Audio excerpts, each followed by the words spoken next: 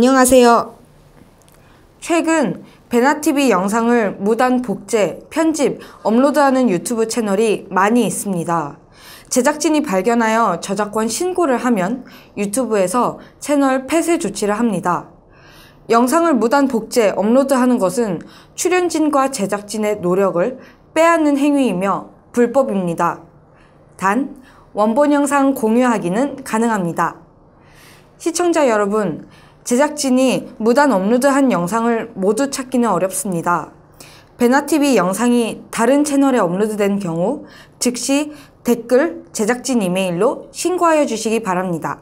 그리고 신고해 주셨던 분들 감사합니다. 더불어 후원금, 구독하기, 그리고 광고 시청도 부탁드립니다. 감사합니다.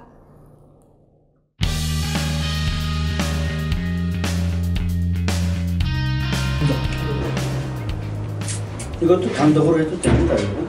네. 소총연통은 그 북중회담, 무산. 그것도 하나 해주면 좋겠네. 이것도 인쇄를 그러면. 카톡으로 보내주세요. 미국의 기본 원칙 이거요? 네. 하이. 하이, 플리즈. 이게 갑자기 왜? 오늘 막 조선말, 한국말, 그게 다 나서 다 나와요. 네, 하이. 짬뽕입니다. 오네가이시마스. 안 박사님은 안전거리 잘 아셔. 안시전성 시대를 맞이하여 안시는 밉시다. 조금 몸을 낮췄습니다. 준비, 시작. 북한으로 보내는 진짜 북한 뉴스 말리바 종합보도 시간입니다. 안녕하십니까? 안녕하십니까? 2017년 4월 6일부터 7일까지 플로리다 트럼프 대통령 별장에서 미중 정상회담이 열렸습니다. 네, 그야말로 냉전 이후에 미국과 중국 G2 아니겠습니까? 이 초강대국 두 나라 정상이 만나는데 물론 우리 한국민들의 관심은 과연 북핵 문제, 북핵 제재에 대한 미국과 중국의 반응이 어떨 것이냐. 물론 미국의 입장은 단호합니다만 중국의 시진핑 주석에게 미국의 트럼프 대통령이 얼마만큼 설득시킬 수 있었느냐, 또는 사드 반대를 지금 노골하고 있는 중국의 태도를 얼마만큼 좀 묵살시킬 수 있었느냐, 이런 데 관심이 있었지만 기대보다는 좀 실망이 큰 회담이라고들 다 평가하고 있지만 우리가 알지 못하는 뭔가 그 뒤에서 두 정상 간의 북한의 응징에 대해서 논의가 있었다는 여러 설이 나오고 있기 때문에 아직은 흥미를 잃지 않고 있습니다.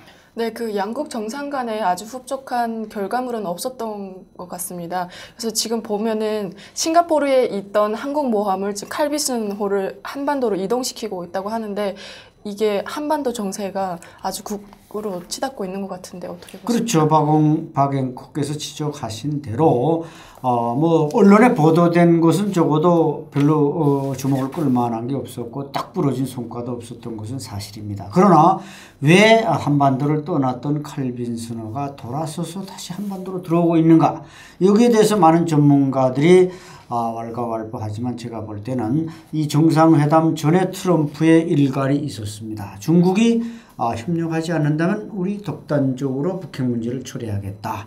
바로 그 회담을 하고 시진핑과 만난 직후에 미국이 시리아를 전격적으로 폭격했습니다. 이것은 바로 핵 항공모함에서 어떤 토마호크 미사일이라든지 이걸 발사해서 시리아를 응징했는데, 그런 충분한 무기들을 토마호크라든지 여러 미사일들을 이 칼빈슨호가 가지고 있기 때문에 이게 지금 한반도로 다시 돌아와서 저도 내리면 접안한다고 할 때 과연 트럼프의 어떤 그 선포가 행동으로 옮겨지지 않는가, 이런 면에서 상당히 관심이 모아지고 있습니다.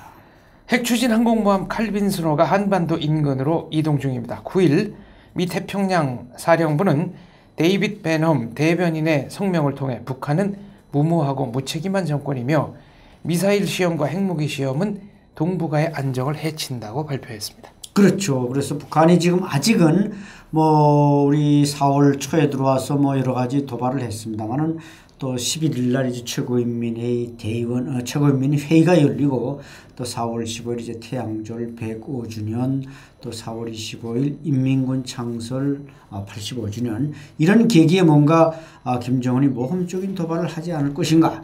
그러나 그 도발에 대해서는 적어도 시진핑 주석도 잘못됐다는 것을 인정했기 때문에 또 미국이 트럼프가 이제 우리는 중국의 어떤 협조나 동의 없이도 그 핵 개발이나 ICBM 개발에 대해서는 응징하겠다 이런 걸 누차 선언했기 때문에 이 칼빈 스노가 돌아오고 있다는 것은 뭐 그 배가 이미 그 키리졸브 훈련에서는 자기 임무를 완료했습니다. 그럼에도 불구하고 다시 한반도로 해역으로 들어온다는 것은 북한의 응징과 직결시켜서 생각해 볼 수 있는 문제입니다.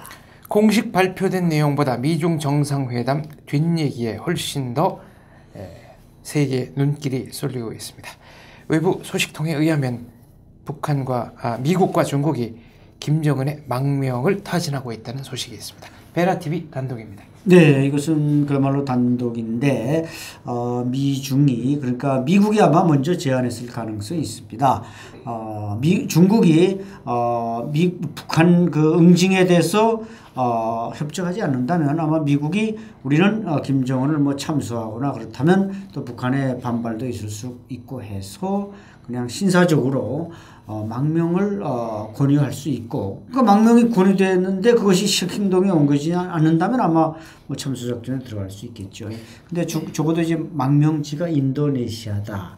이런 데로부터 상당히 이번에 또 말레이시아에서 김정남이 암살당했는데 왜 인도네시아냐 여기에 대해서도 상당히 관심이 높습니다. 네. 그 망명설이 나왔는데 그러면은 이 망명을 하려고 해도 아무리 김정은이라고 해도 망명에 있어서는 안전이 관건이지 않습니까? 근데 그 안전을 책임질 수 있는 조력자도 있나요?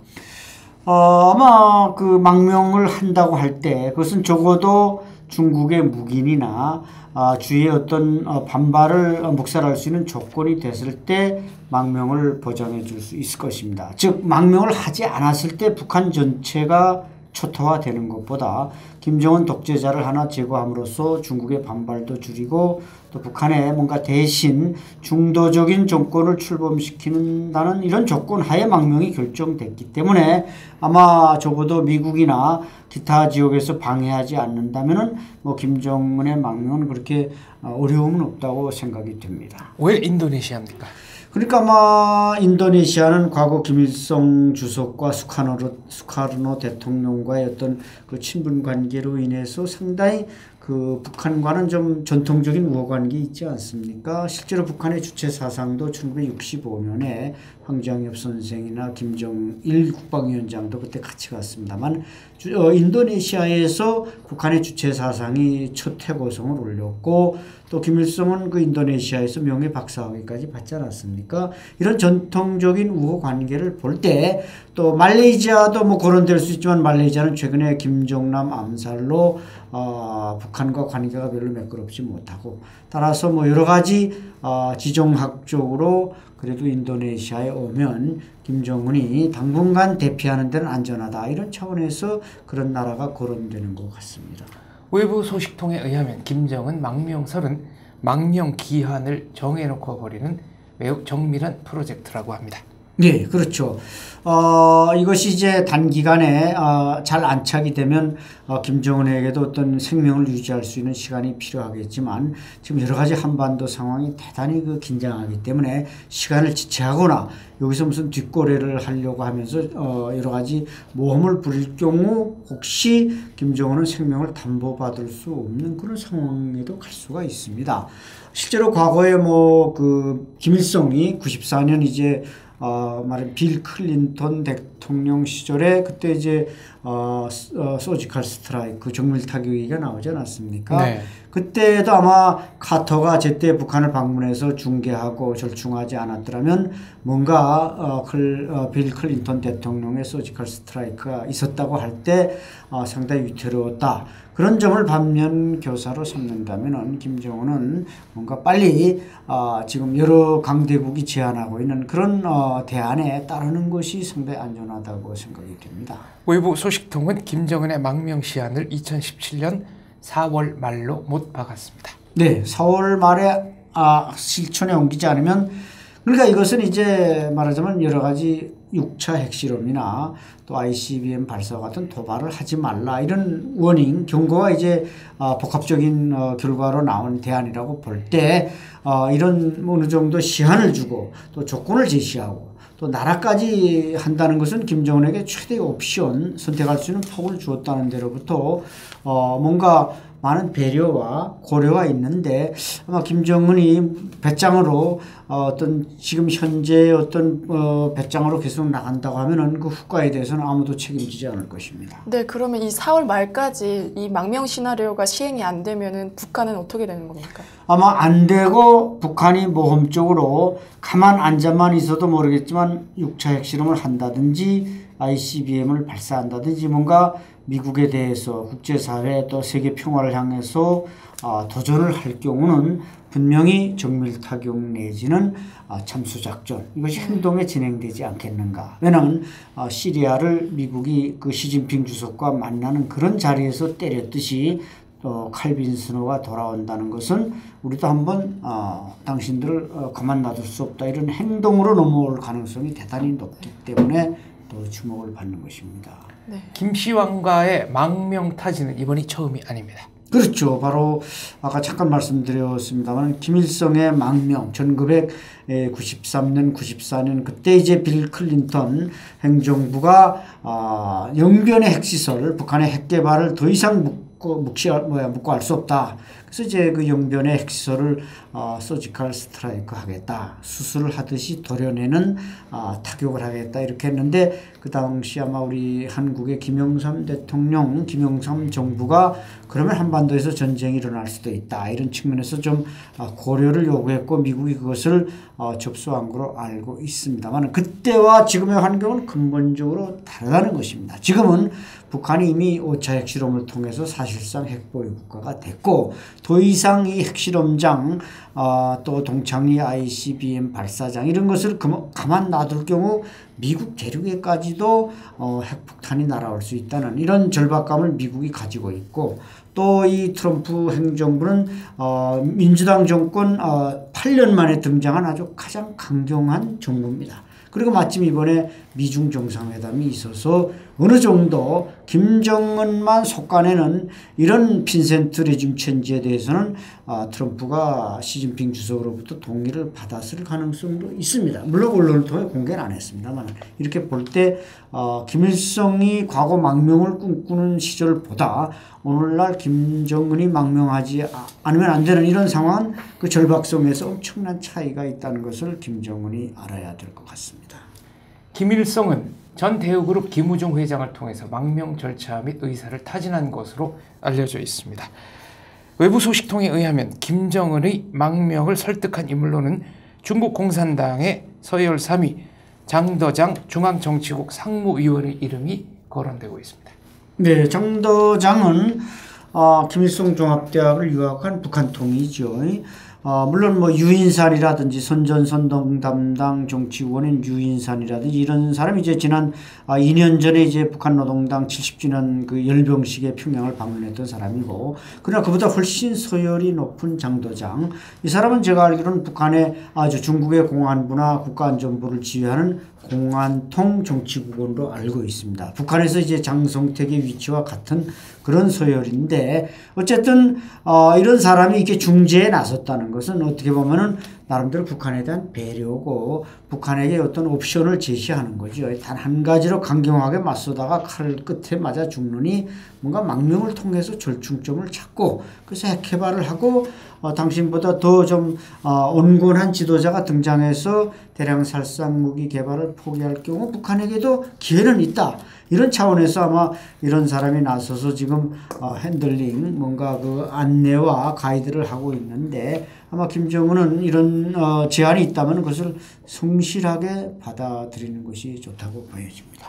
네, 이렇게 구체적인 망명 계획도 있고 또 망명하지 않는다면은 북한이 굉장히 위험한 상황에 빠지는데 뭐 벙커버스터를 이용해서 평양을 폭격할 수도 있다라는 구체적인 정보도 담겨 있지 않습니까? 그런데 이제 4월 15일을 앞두고 6차 핵실험이 진행될 가능성이 높다고 전문가들은 보고 있습니다. 근데 그 어간에 만약에 핵실험이 이루어진다면은 미국이 어떤 물리적인 공격을 기대해도 되는 겁니까? 그렇죠. 가능성은 대단히 높죠. 왜냐하면 뭐 우리가 누차 말씀드렸지만 칼빈 선호가 왜 돌아오냐 이거죠. 훈련을 마쳤으면 당연히 자기 다음 선택지를 목표로 돌아가야 하는 이 칼빈 선호가 돌아오고 있다는 것은 바로 그 응징과 직결된다는 것이죠. 이 핵실험이라는 것은 또 ICBM 발사와 또 다른 점이 있습니다. ICBM 발사는 그 엔진이나 이것이 완벽하게 실험이 안 됐기 때문에 실패할 가능성이 높으니까 북한이 상당히 주저하죠. 이걸 하느냐 마느냐의 고려가 많지만 핵실험이라는 것은 함경북도 길쭉은 풍계리의 지하 경도를 다 뚫어놨고 뭐 장약도 다 된 상태고 아마 통신선까지 늘려놨다고 할 때 김정은이 명령이 떨어져서 하시오 하면 하는 게 핵실험이라고 할 때 아마 내적 고려는 다 끝났다. 그러나 이제 외적으로 김정은으로서도 고려가 좀 있겠죠. 왜 칼빈 선호가 돌아오느냐. 또 이번에 시진핑 주석과 트럼프 대통령이 언론에 발표한 것과 다른 자신에 대한 어떤 응징에서 제재에서 뭔가 비밀 협상이 있었을 가능성이 있다. 김정은 여기에 대해서 상당히 좀 불안감을 느끼겠지만 어쨌든 태양절이니 뭐 인민군 창건일이니 하는 좋은 이 기회를 이 정치적 이벤트에 뭔가 축포가 없으면 그것이 되겠느냐 이런 김정은의 생각을 볼 때는 스위치를 누를 가능성도 높아 보입니다.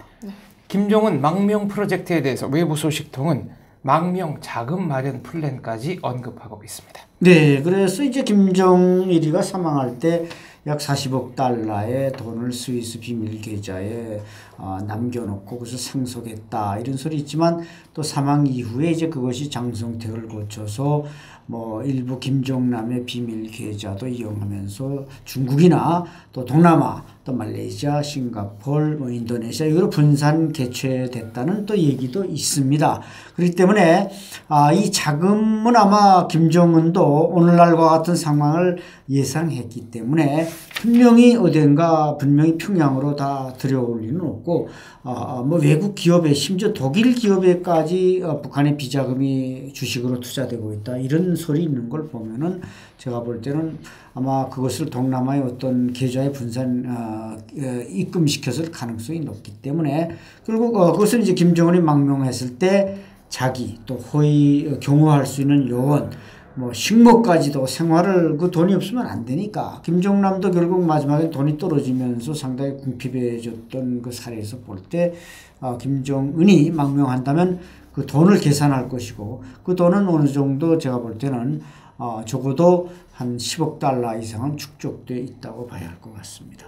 유엔 안전보장위원회에서 북한 자산의 동결 해제 조치, 김정은의 스위스 은닉자금 동결 해제 조치를 할 가능성이 있다는 보도도 있습니다. 그렇죠. 그러나 이제 미국 재무성이 아마 추적을 해서 어느 정도 파악은 하고 있겠습니다만은 또 스위스 비밀 계좌에 대해서는 이제 작년에 이제 스위스 그 금융 당국이 다 인출해 가라.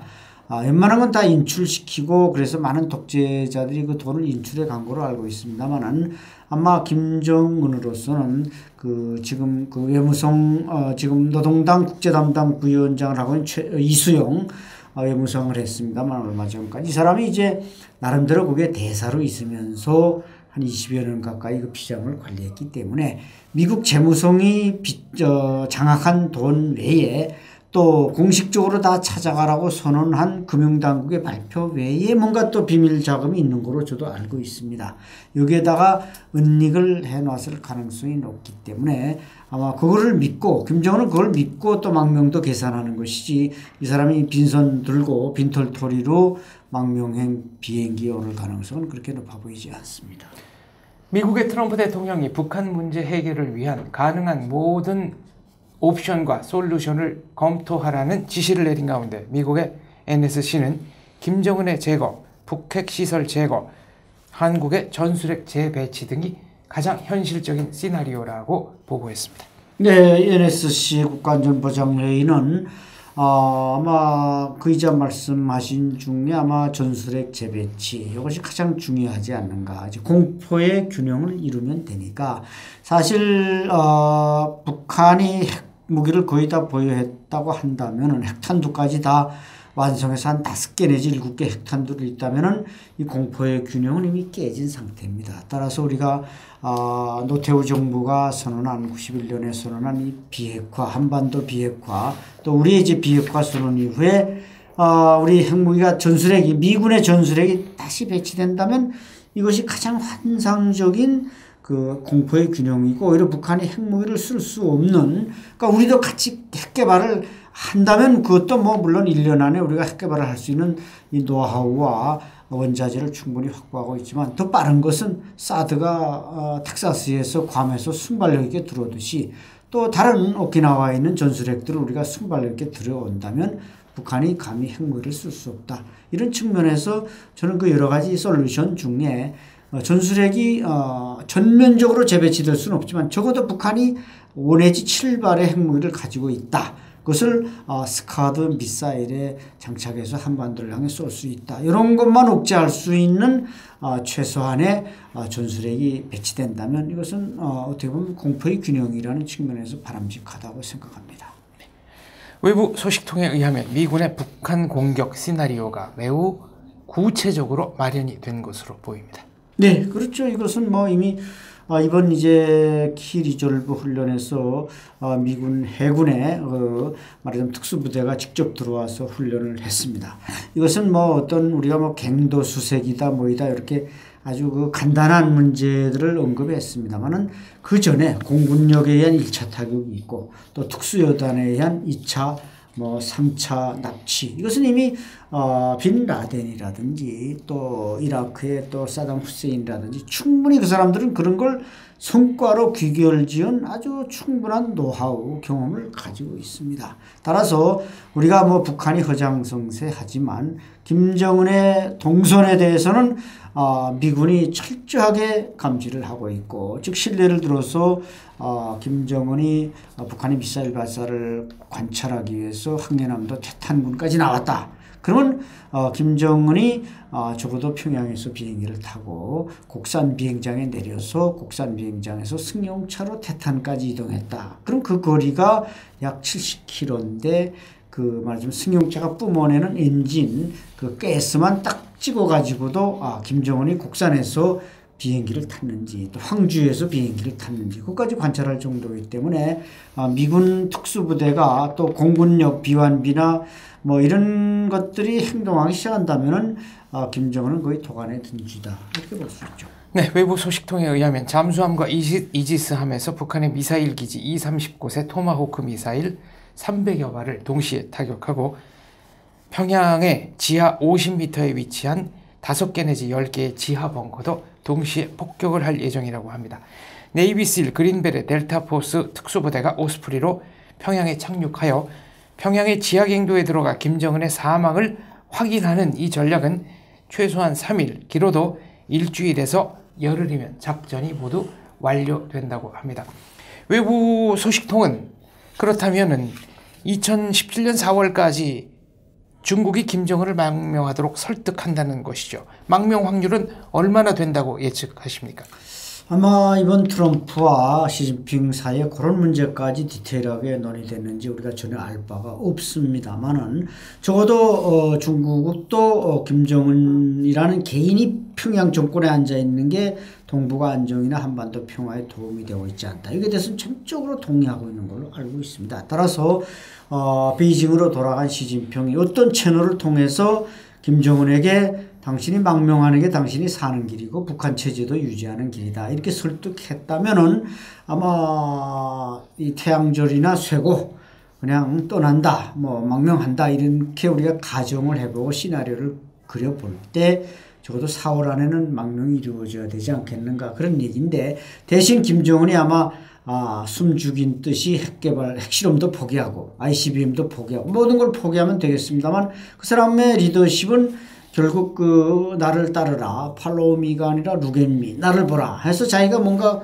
군부나 당 앞에서 뭔가 좀 말하자면 그 본때를 보이는 식의 리더십을 발휘해야 되는데 그걸 못한다. 그리고 망명과 그걸 놓고 갈등을 한다고 할 때는 김정은 역시 어떤 새로 만든 사람이 아니기 때문에 중국의 또 제안을 무시했다가 미국이나 또 우리 대한민국이나 중국 양쪽에서 샌드위치처럼 자멸할 수도 있는 이런 지금 기회가 바로 올 4월이라고 할 때 중국의 제안을 그렇게 무시할 수는 없는 과정이라고 보여집니다.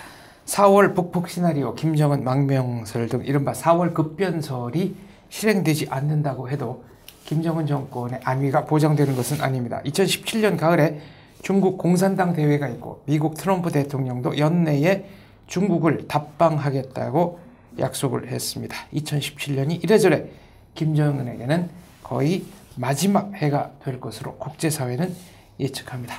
다음 소식입니다. 내일 11일 북한의 최고인민회의가 열립니다. 네, 이번 최고인민회의는 뭐 관례적으로 보면 4월에 연례적으로 열리는 거죠. 상반기에 한 번, 또 한 번 더 기회가 있다면 이제 연말에 한 번 더 열립니다만은 문제는 이번에 열리는 최고인민회의에서 무슨 인사 문제, 예산 문제 이런 관례적인 것을 떠나서 바로 이번 지금 북한이 김정은이 망명을 하느냐, 뭐 북한 체제가 존재하느냐만은 사활적인 상황에서 이 최고인민회의를 통해서 뭐 687명의 북한의 이제 전국의 대의원들이 모이죠. 물론 외국의 뭐 대사급이나 파견 나간 사람들은 제외하니까 한 600 최소한 70명 이상은 모이는데 여기서 과연 안보 문제, 즉 북한의 어떤 진로 문제나 이번 뭐 핵 보유국이라는 지금 나름대로 뭔가 희망적인 사항들을 북한이 많이 가지고 있습니다만 그것을 최고인민을 통해서 이게 선언하는 이런 기회를 가지기를 북한은 원합니다만은 과연 지금 김정은이 북한에 남아있느냐 마느냐는 이런 긴박한 상황에서 어떤 대안들을 역시 지금껏 오던 대로 엄포를 놓고 거품을 떠는 식으로 선언할 것인지 아니면 좀 자중자애하는 모습을 보일 것인지 그 대목이 주목이 되고 있습니다. 네, 북한이 지난 2013년에 그 핵과 경제 병진 노선을 선포했었잖아요. 그리고 그 내용은 또 이제 핵이 완성이 되면은 그 핵 개발 비용을 경제 쪽으로 돌린다라고 했었는데 이번 회의에서 이 안건이 다뤄질 수 있다는 관측도 나오고 있습니다. 이 다뤄지는 거에 따라서 흐름을 보면서 핵이 정말 북한의 말대로 완전히 성공을 한 건지 안 한 건지도 알 수 있겠죠. 그렇죠. 네. 북한으로서는 어쨌든 핵보유국이라는 파키스탄처럼 6번의 핵실험을 하고 이제 핵보유국이라는 걸 뭐 물론 NPT가 인정하는 건 아닙니다만 그렇게 가고 싶은 게 북한이 소망이겠죠. 따라서 적어도 11일 전에 6차 핵실험을 한다면 북한이 당당하게 우리는 핵보유국이다 이렇게 인정은 못 받지만 선언할 가능성이 높지만 지금 아직도 거기까지는 시간이 조금 남아 있는 것 같고 그래서 그러니까 이제 건설, 경제건설, 병진노선도 마찬가지 맥락에서 볼 수 있습니다. 북한이 이것을 이미 선언한 지 벌써 4년이 되어 옵니다만은 말로는 병진노선이지만 일방적인 핵강국 건설 노선만 해왔고 경제건설 노선은 한 게 하나도 없습니다. 실천할 수가 없죠. 돈을 거기다 다 탕진하는데 인민경제 분야에 투자할 돈이 어디 있냐 이겁니다. 따라서 이번 최고인민회의라는 게 중국의 뭐 공산당 대회나 이런 것보다는 많이 격이 떨어지는 거기 때문에 선언적 의미에서는 몇 가지 선언을 할 수 있지만 정책 전환이나 정책 개혁이나 이런 것들은 뭐 크게 굵직한 걸 내놓을 수는 없는 상황이라고 보여집니다. 네. 다음 소식입니다. 베나TV 단독으로 보도합니다. 북한이 조총련을 통해서 북중회담을 추진했다가 중국의 반대로 무산된 사실이 밝혀졌습니다.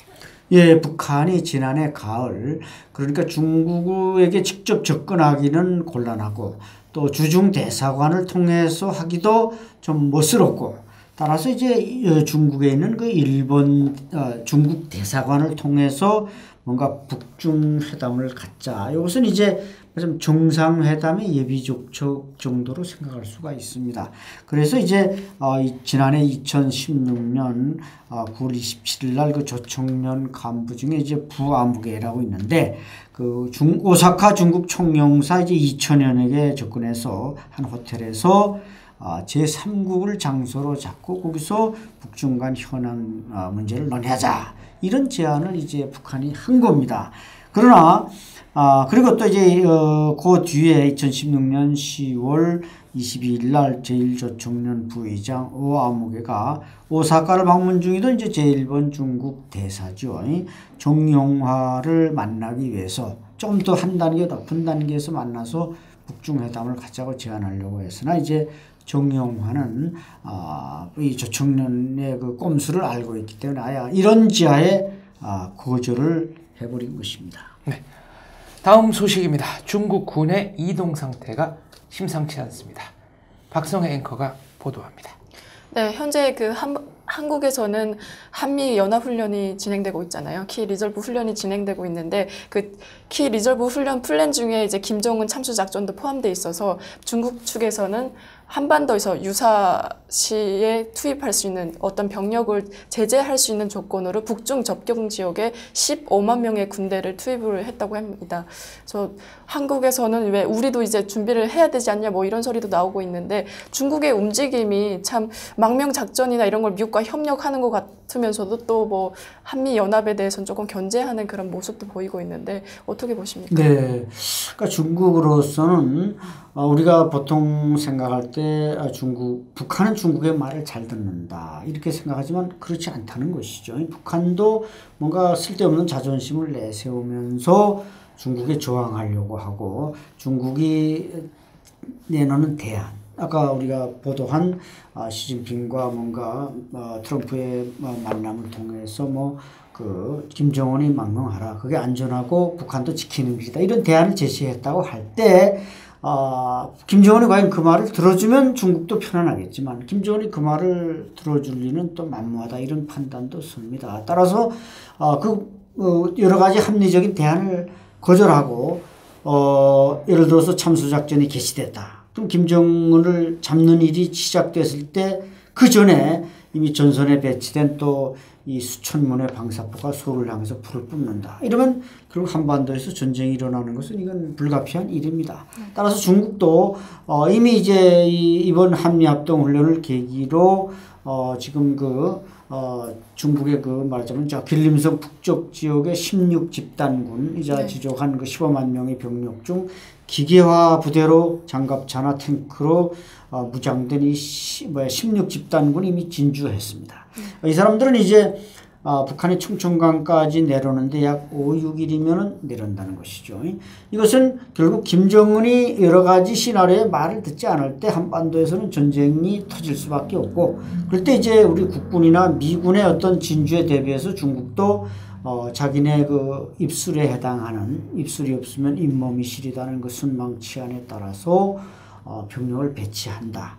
이런 것이 우리로서는 6.25 전쟁 때 이제 북한이 남침을 막아내고 통일을 이루려고 했다가 중공군의 개입으로 실패한 그런 아주 아픈 악몽을 되살리는 일인데 중국 당국으로서도 뭔가 한반도 문제를 합리적으로 풀려고 하지만 김정은이 이것을 거역할 때 올 수 있는 상황 그런 시나리오들을 대비하기 때문에 중국군이 아마 국경에 진주하고 있다. 이렇게 볼 수밖에 없는 겁니다. 중국의 관영 매체인 환구시보는 미중 정상회담 후 북한은 자중하라라는 제목의 사설을 실었습니다. 이것도 같은 맥락이죠. 결국 중국으로서도 북한과 남한 사이에 또 미군 사이에 어떤 갈등이 일어나는 걸 원치 않고 중국의 정책적인 최고 입장은 어쨌든 북한 핵에 대한 불용입니다. 핵무기 개발하지 말라는 겁니다. 왜 그런 걸 개발해가지고 한반도를 긴장시키느냐. 따라서 환구시보의 그 같은 메시지도 결국은 김정은에 대한 어떤 워닝, 경고의 의미가 담겨져 있다.